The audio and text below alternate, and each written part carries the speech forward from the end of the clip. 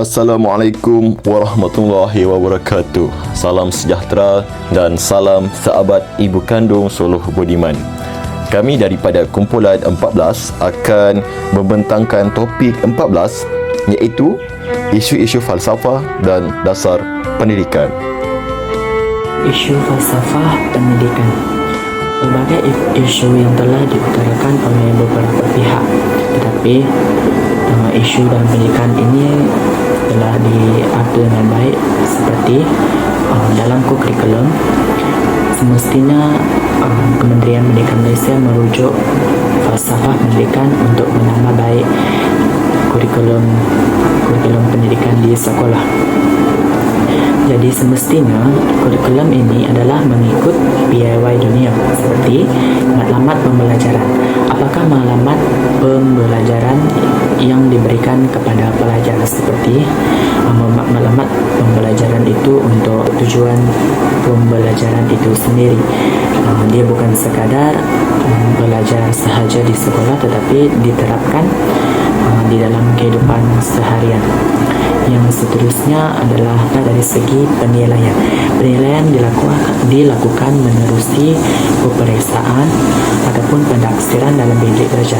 Tujuan ini adalah untuk menilai sejauh manakah seorang pelajar itu memahami apa yang dipelajar di sekolah. Pedagogi pengajaran. Adakah pedagogi pengajaran ini mengikuti falsafah pendidikan itu sendiri?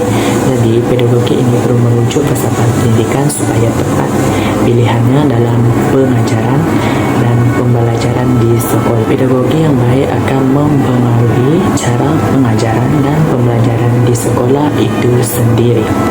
Yang kedua, sudah semestinya kurikulum di sekolah mengikut landasan yang betul. Buktinya, dengan adanya Pelan Pembangunan Pendidikan di Malaysia pada tahun 2013 hingga 2025. Tujuan PPPM ini adalah untuk menggaris tujuan pembelajaran dan pengajaran di sekolah itu sendiri. Untuk sekolah, tujuan penubuhan PPPM ini dapat dilihat pada anjakan ke-9 iaitu perlunya ada kerjasama daripada ibu bapa untuk membantu perkembangan sekolah anak-anak. Bagi pendidikan tinggi pula, kita dapat melihat pada anjakan ke-7 di mana kerjasama daripada swasta amat penting untuk melakukan sesuatu pendidikan di institusi pengajian tinggi itu sendiri.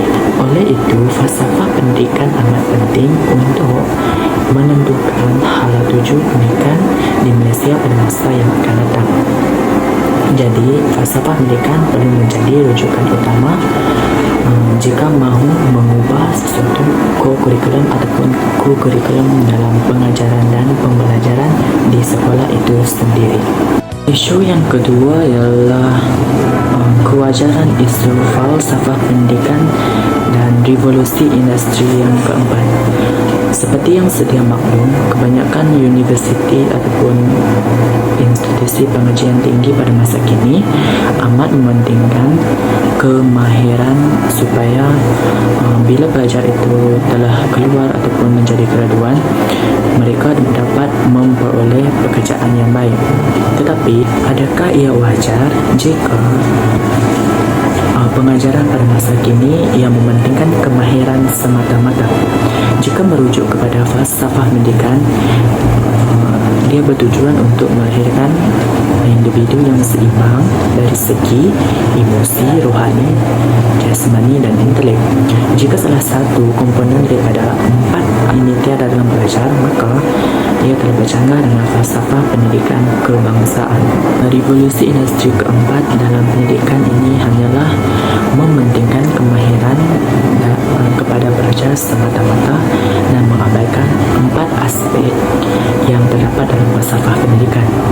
Walaupun kemahiran pada masa ini amat penting supaya para pelajar dapat memperoleh pekerjaan yang cemerlang, tetapi ia adalah tidak memberikan wajaran yang sempurna kepada pelajar kerana mereka akan mengabaikan salah satu aspek yang terdapat di dalam falsafah pendidikan pendidikan. Jadi, revolusi 14 ini sebenarnya hanya membawa kepada sikap yang ingin mengambil ataupun mencapai material semata-mata untuk kemewahan hidup pada masa yang akan datang. Jadi,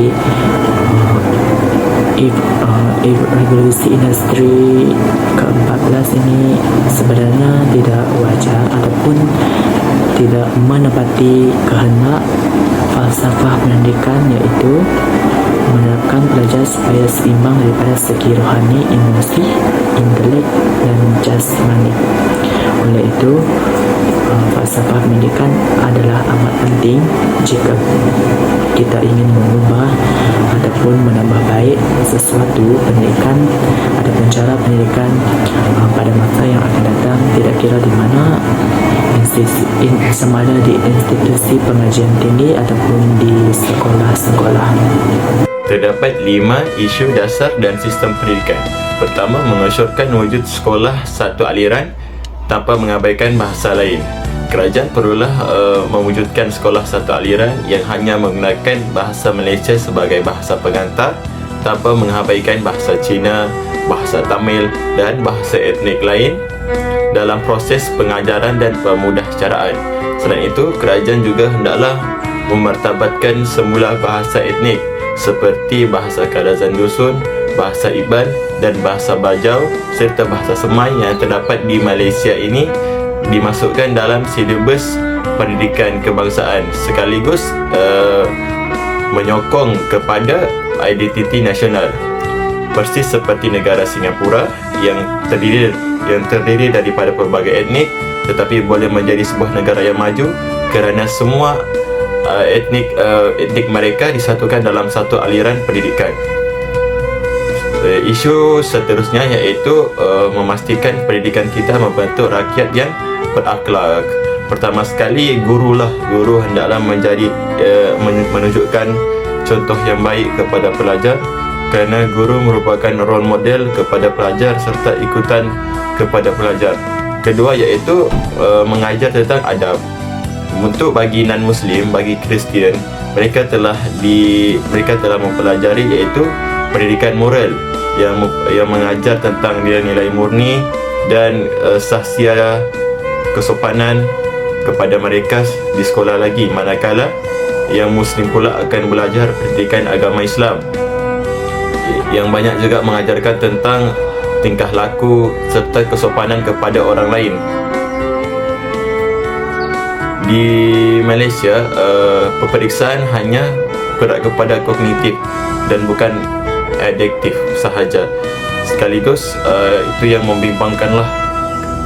Itu berkaitan dengan dasar pendidikan mantap yang tidak perlu lagi dirombak demi pembangunan anak bangsa. Selepas PRU ke-14 pada tahun 2018, kerajaan telah kalah pada waktu itu dan ramailah orang-orang luar ataupun pihak-pihak luar, agensi luar yang meminta supaya menggubal semula sistem pendidikan di Malaysia bagi meningkatkan mutu pendidikan demi meningkatkan lagi pembangunan anak bangsa. Akan tetapi setelah dilakukan kajian, tidak ada apa yang perlu diubah dalam sistem pendidikan kebangsaan kerana sudah memenuhi aspirasi dan paradigma masing-masing, kerana selaras dengan falsafah pendidikan yang terkini dan mengikut revolusi pendidikan yang sekarang.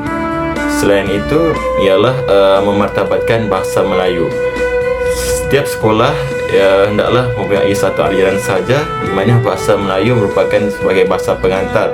Bahasa Melayu digunakan dalam budaya tinggi seperti dalam sistem pendidikan. Selain itu, bahasa Melayu juga penting sebagai bahasa perpaduan di negara kita yang terdiri daripada berbagai masyarakat majmuk. Selain itu ialah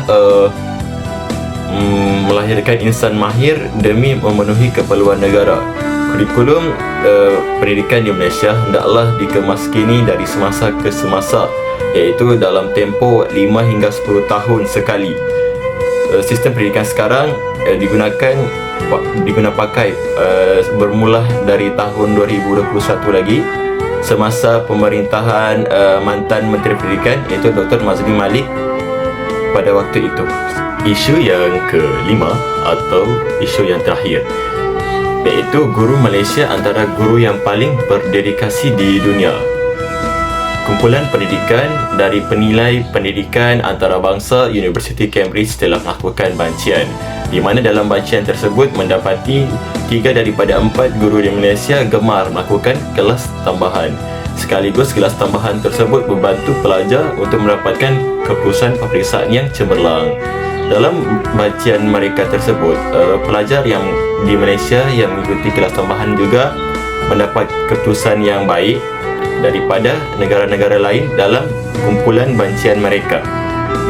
Fakta ini dipetik daripada Akhbar The Star. Okey, seterusnya kita beralih kepada isu sistem pendidikan dan cabaran yang dihadapi dengan timbulnya isu-isu ini.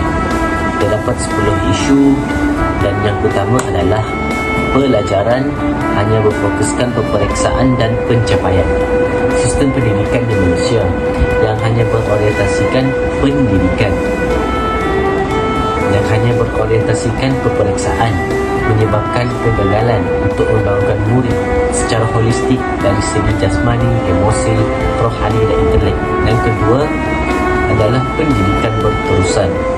Pembelajaran ini disebabkan oleh pembelajaran yang tidak mempunyai kesinambungan dan terlalu terikat dengan jadual, nilai darjah, kawasan sekolah dan peraturan.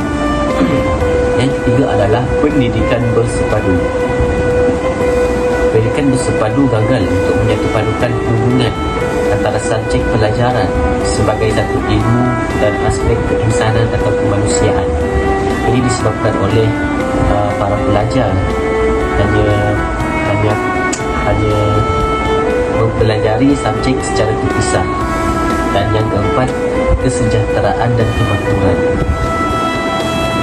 Hal ini sehingga terlihatlah pada masa ini, iaitu hanya murid yang berjaya yang dapat perhatian daripada pihak sekolah dan masyarakat, dan pendidikan di sekolah juga tidak menekankan aspek kemanusiaan dan kemasyarakatan dalam diri pelajar. Yang kelima adalah penggunaan bahasa pengantar yang berbeza mengikut jenis sekolah, seperti sekolah jenis kebangsaan Cina menggunakan bahasa pengantar Cina dan sekolah jenis kebangsaan Tamil hanya menggunakan bahasa Tamil sebagai bahasa pengantar. Hal ini menyebabkan kurangnya rasa cinta terhadap bahasa kebangsaan dan menyebabkan semangat bersatu padu dalam belajar sangat lemah. Okey, seterusnya yang keenam adalah isu sekolah vernacular. Seperti yang saya terangkan tadi, pemisahan murid mereka jenis sekolah, membentuk pemikiran yang boleh menjarakkan integrasi kaum. Dan yang ketujuh adalah belajar hanya untuk mengetahui. Pendidikan yang terlalu berorientasikan bidang darjah, akademik dan hanya mengikut silibus akan menyebabkan hilangnya keseronokan belajar. Ini membawa kepada ruang untuk murid menjadi kreatif amat terhad. Dan yang seterusnya adalah belajar untuk meningkatkan kemahiran. Sistem pendidikan di Malaysia ini tidak bersepadu, yang seperti ilmu dan kemahiran tidak bersepadu, serta ruang untuk pengembangan kemahiran murid amat terhad. Sebagai contoh, murid hanya belajar bahasa Melayu dan ini mereka akan mengetahui apa itu bahasa Melayu, tetapi mereka tidak belajar kemahiran berbahasa. Dan seterusnya adalah belajar untuk hidup lebih baik. Pendidikan yang sedia ada ini gagal untuk memperelok akhlak murid kerana kekurangan role model di sekolah. Maksudnya tiada kekurangan contoh yang baik untuk murid-murid di kawasan sekolah. Dan yang terakhir adalah belajar untuk hidup sejahtera. Hilangnya kemesraan, kesantunan, sopanan dalam diri murid kerana pengasingan murid mengikut pencapaian jenis sekolah dan jantina. Ini juga meningkatkan budaya individualistik dalam diri murid-murid. Akar keranji dikerat-kerat, campur halia dibuat jamu. Hina besi kerana karat, hina manusia tidak berilmu. Sekian sahaja daripada pembentangan kami. Semoga bermanfaat buat semua.